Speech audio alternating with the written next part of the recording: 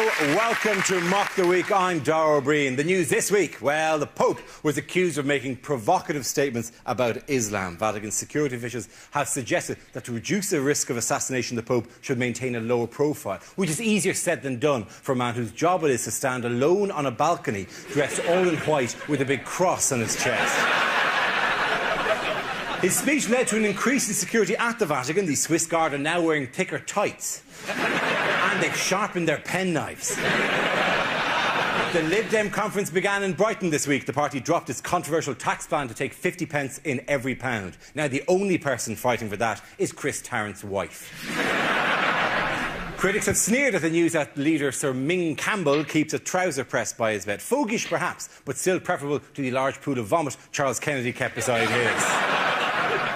A policeman lost his job this week after he saw a couple having sex in a car, but instead of arresting them, he got into the car and joined in. It's PC gone mad.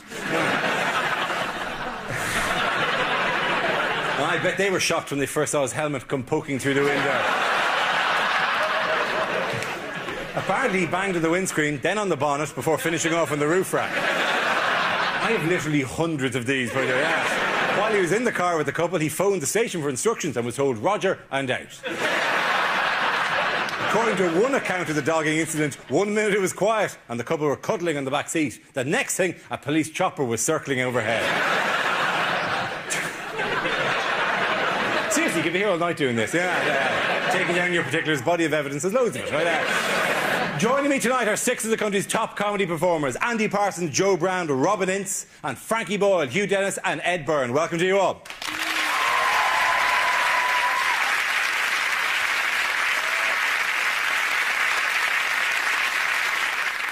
Our first round is called Headliners. I show the teams a recent photo along with the initial letters of a newspaper headline. Here's a picture of His Holiness Pope Benedict XVI. So what does PSOM stand for? Yes, shouldn't it be PTROCDISAM? Which would stand for? Pope takes role of Cameron Diaz in Something About Mary. Is it Pope surely overdoes moose? Please switch off magnets.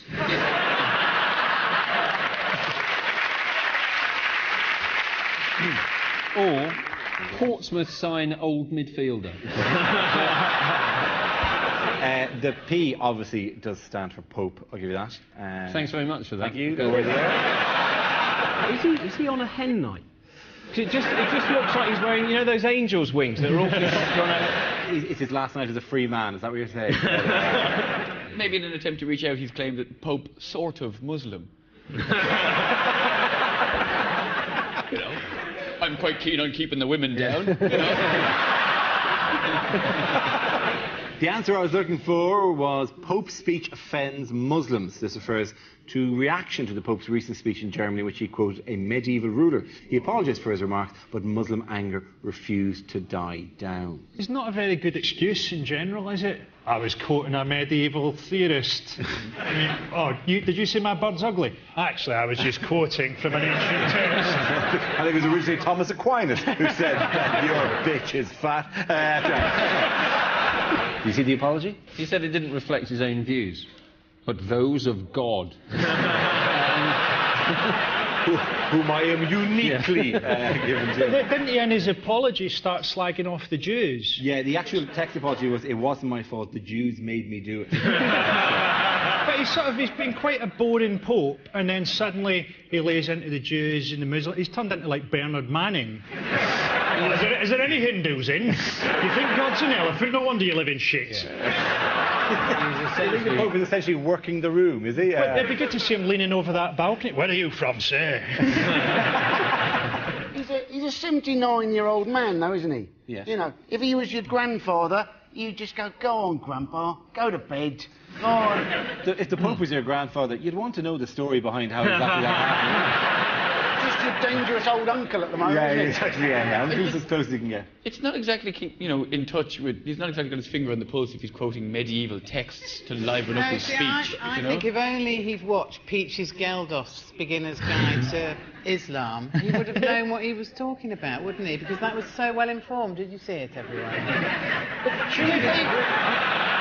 The guy he quoted was, it was 14th century, wasn't he? Yes. But it's a very odd reaction to it, because essentially what he said was that it is wrong, that the Muslim world is wrong to use violence. And the reaction in the Muslim world has been, if you say that it is wrong to use violence, we're going to beat you shitless. Can I just distance myself?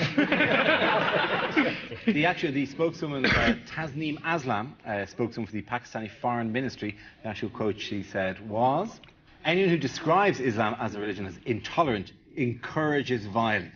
Which is really having it both ways, to be honest. There's a Qatari Muslim scholar who's called, in answer to this, called for a day of anger. Which I think, not a day of action, or a day of anger. What is it will really take it out of you if you have to spend the whole day just in a mood? Just coming on, what's for dinner today? It's not your work having to pretend to be angry all the time. And how do you make sure the women are doing it as well? I hope you're frowning behind that. That Ed was saying, the Pope doesn't seem to have his finger on the pulse. He's the head of the Catholic Church. They've never been that up to date, have they? They've always stayed a little bit behind on the... Yeah. Well, no, they have, because I remember the last one. I remember JP2, as he's known in the street. Yeah. J to the P to the I. Because he apologized, in his last days, he apologised for the Spanish Inquisition. Yeah. How old is this guy? He's old, right? Yeah, sorry about that. We're high spirits. We're all a bit drunk. One of the great things that this Pope's...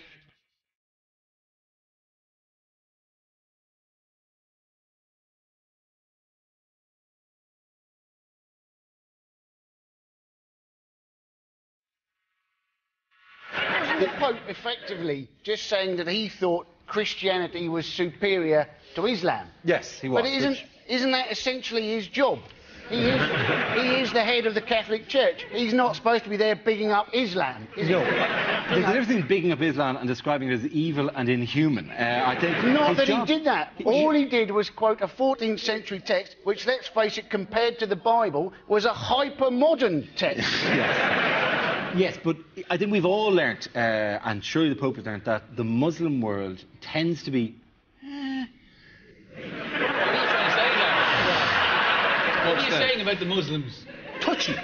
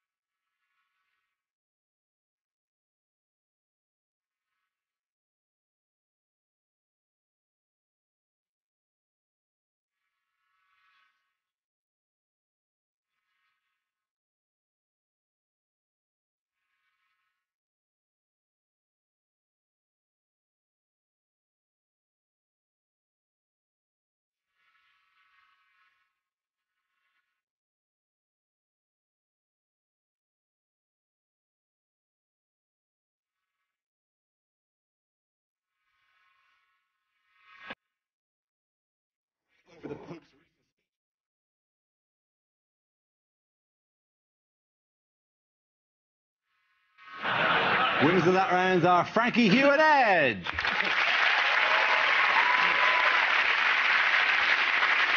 The next round is called Between the Lines and features Hugh and Frankie. Would you please make your way to the press pit? In this round, one of them takes on the role of a person in the news addressing the media while the other translates what they really mean. As he prepares to assume centre stage, Frankie, you are Liberal Democrat leader Sir Mingus Campbell addressing his party conference. Hugh, you will tell us what Ming really means. Ladies and gentlemen, welcome to the Liberal Democrat Party conference. What is the point? I have many happy memories of Brighton. I came here as a boy. On a longboat in a Viking invasion.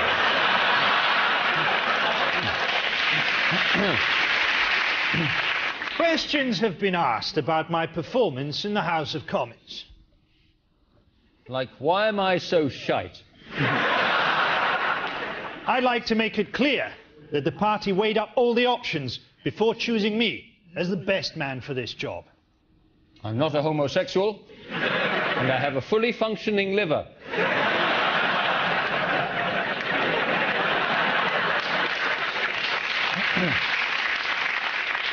This year, we will be introducing a raft of radical new tax policies on cars, homes, and those who harm the environment. Don't worry, we'll never get in. We've just done it for a laugh. Unlike the Tories, we have a clear idea of where we're going. Nowhere. I'm a man who's not afraid of a challenge. I was an Olympic athlete. At the original Games in 463 BC.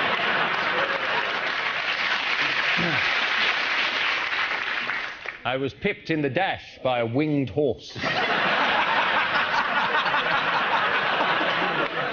David, Hugh and Frankie!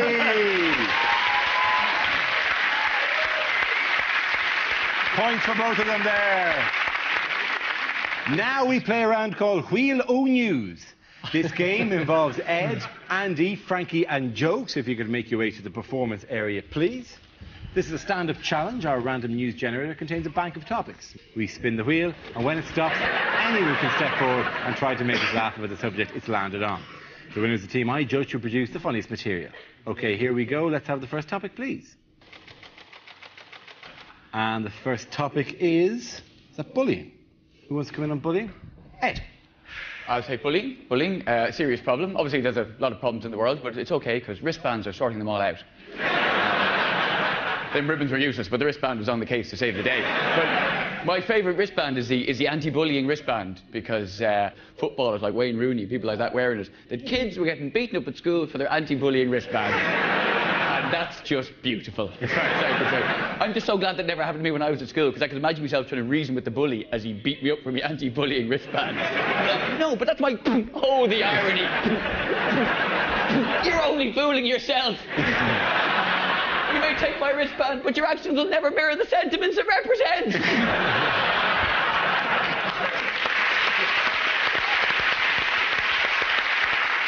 Well done, Ed. OK, let's spin the wheel again. The subject is drugs. Who wants to come in on that? Andy. So, drugs. The Home Office have in fact clarified apparently how many spliffs you can have on your person before you might be regarded as a dealer. Apparently the answer is 500.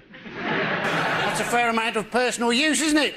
You would have thought you could have 500 almost anything on you and be regarded as a dealer. If I had 500 hobnobs on me, I think you could regard me as pushing biscuits. Not that I know that much about drugs, ladies and gentlemen. Apparently the current trend amongst young people is to have an upper followed straight away by a downer just to take the edge off it. Why not just take a bit less of the upper? That to me would be like having a Red Bull and then having a Horlicks straight away afterwards.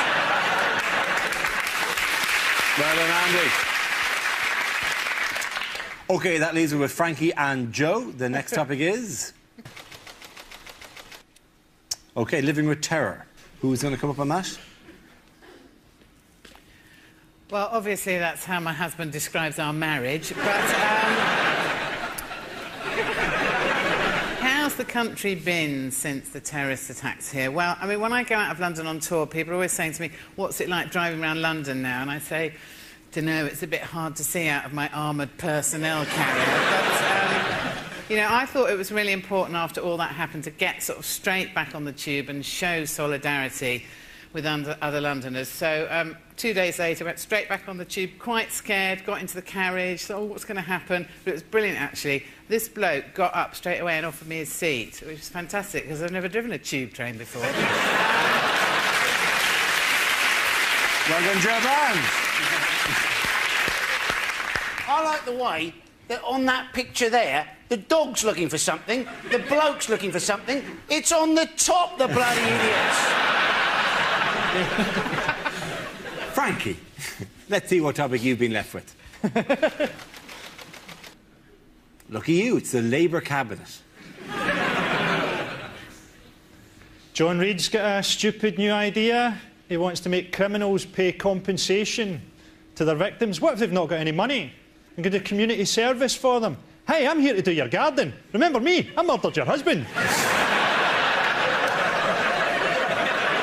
He's wanting to force through ID cards. Now, ID cards don't mean that your identity won't be stolen. It just means that once it's stolen, you're screwed. You know, I've left my wallet in the hotel. I'm going to need new eyeballs and a finger transplant. Thank you very much, Frankie Boyle. I think the points go to Frankie and Ed on that round. Come back.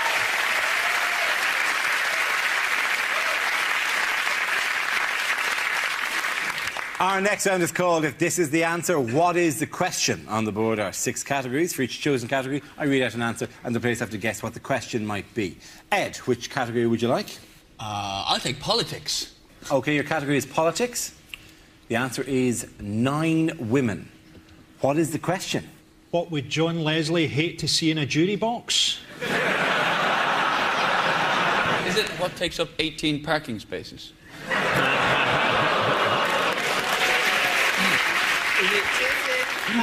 What can do the work of 21,000 men?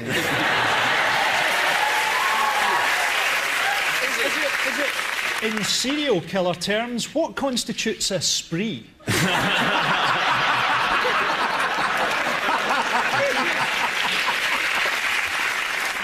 What's the half-time stoning entertainment at the Taliban World Cup?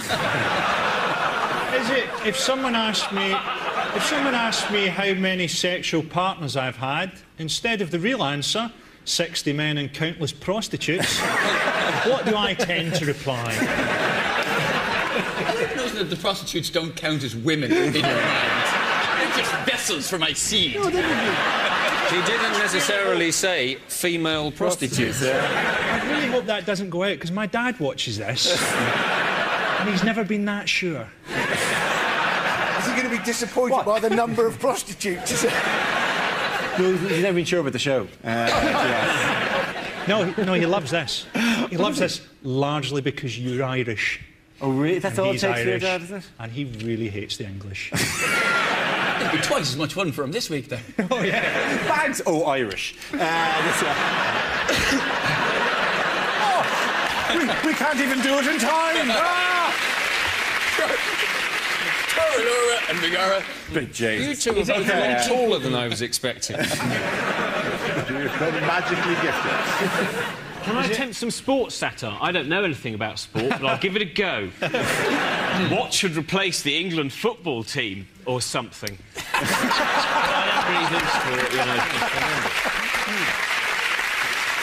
I think it's the Liberal Democrats. Yes, it is about the Liberal Democrats. If you can find a way of wording this, I'd be very impressed. How many Liberal Democrat MPs own a vagina? That would be 9 women. Yeah, well, there could be a bloke That could with be one. 9. The question I was looking for is what small group of MPs were the Lib Dems hoping to expand this week? What were the chances of us getting that right? Listen, don't think... And what do you mean, expand? This is the statistic that of the 63 Liberal Democrat MPs, only 9 are women, and all are white leading to a proposed £200,000 fund to encourage seats to field female and ethnic minority candidates. This is part of the conference which is on at the moment. What have Liberal Democrats' aides suggested in an attempt to make Mingus Campbell appear more youthful? A mask. Is it not a mask? It's not a mask, no. Hiring corpses to stand next to him when he's on the podium. Well, they're doing all sorts of things. They're putting him in nattier suits. Or also putting him in young people's situations. Like they have this of him in a fast car. And God love him, it just looks like there should be a caravan tied to the back of it. Or like there's a slot where you feed in 10p pieces. And you just can rock forward and back outside Sainsbury's. That's the kind of shot you always had at Toys World. And in the future, everyone will be driving one of these. And on to other party leaders, what has appeared on Tony Blair's head this week? Sherry Blair's arse. They're married, it's allowed. Yeah. Or in it, did you say? On Tony On Blair's his head? Yes, The on his number head. of the beast? Not quite. He's got a strange... Basically, he's been branded. He's been given a wrinkle branding by George W. Bush. He has a W on He has his, a W on his forehead. Yeah, this is the photograph. This is what it looks like. That's it. I mean, you can see it closer. When he frowns, there's a W on his forehead. Who isn't a little bit freaked out by that? Right? A little bit thrown by Blair is turning into a Klingon. I think maybe he's just got pissed and fallen over on a barbecue fork. He's not looking well, though, is he? He's like he's ageing in dog years, isn't he? You know, he's going to retire soon, otherwise he's going to, you know, struggle with his hind legs aren't going to work very well. He'll come into Parliament with one of those tubes around him. He'll stop him biting at his own mane. You know? And why was Cherie in the news this week? Because she hit someone. She allegedly slapped a teenager. A 17-year-old. Who didn't notice. He didn't complain about it, did No. he? But No. someone else who saw the alleged incident did. He was supposed to be doing these bunny ears over the top of her head, isn't it? That's got to be the worst bunny girl you've ever seen, isn't it, that one? Yeah, somebody did little bunny ears behind her and she playfully cuffed him. And somebody reported it to the police and 6 police officers had to investigate. 6 police officers is exactly the right number, though, isn't it? You know, 1 to ask him, you know, did he get hit? 1 to write it down. 1 to check the spelling. 1 to look around for black people. And 2 to get the snacks from McDonald's.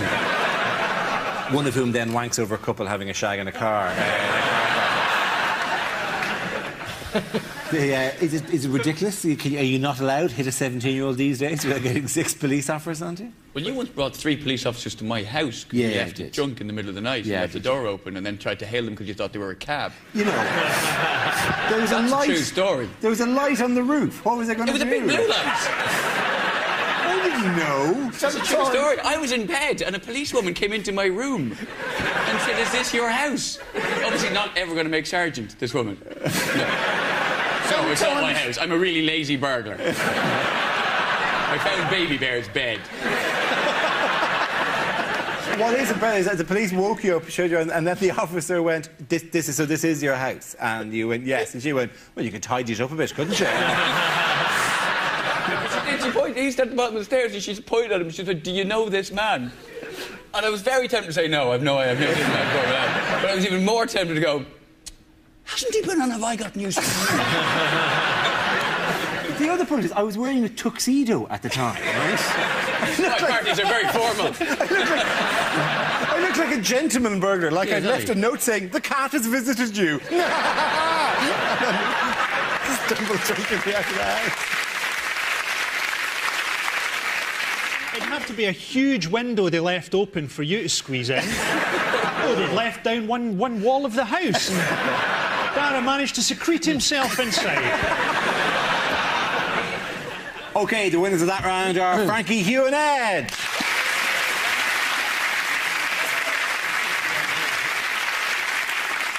Now we come to our final quickfire round called Scenes We'd Like to See. This is for everyone, so if you could all make your way over to the performance area, please. I call it ideas for scenarios we'd love to see, and the performers come in with their suggestions. The first subject is rejected first lines for the new Harry Potter book.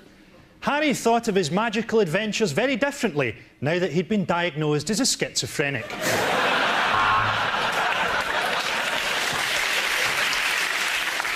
Don't you realise, Ron, said Harry, with our magic powers we simply won't need Rohypnol. Finishing in the cafeteria, Harry and Ron turned their wands on themselves.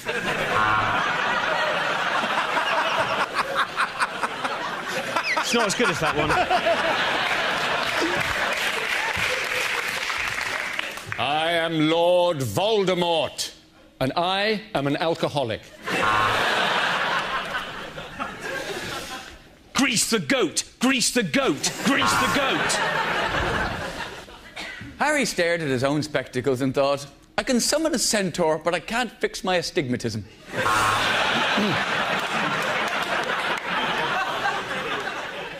I have earned more money than the Queen. I can't be arsed.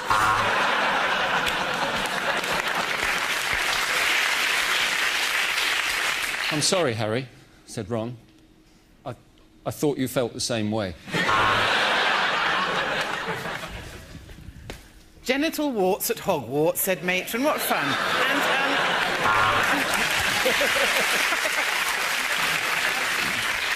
Harry wrapped the elastic round his arm and tapped the crook of his elbow, trying to get his vein up. Come on, you bastard, he said.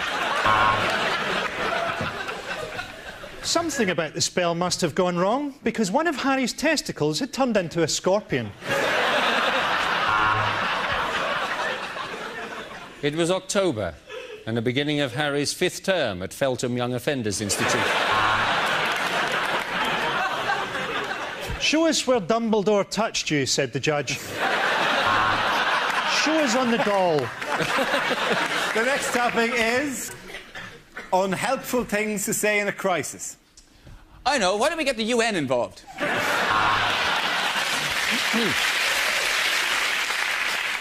Statistically speaking, of course, in these circumstances, most of us will die. Kumbaya, my lord. I think this 14th century text adequately sums up what I want to say. I know you're a hijacker, but I ordered a vegetarian meal. I know this is probably the wrong time, but I've got an erection.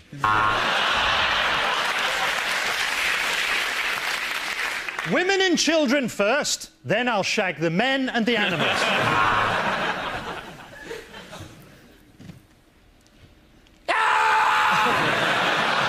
Give them all a round of applause, ladies and gentlemen.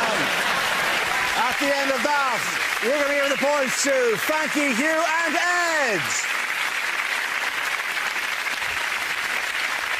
That's the end of the show. This week's winners are Frankie Boyle, Hugh Dennis and Ed Byrne. Commiserations to Andy Parsons, Joe Brand and Robin Ince. Thank you for watching. Good night.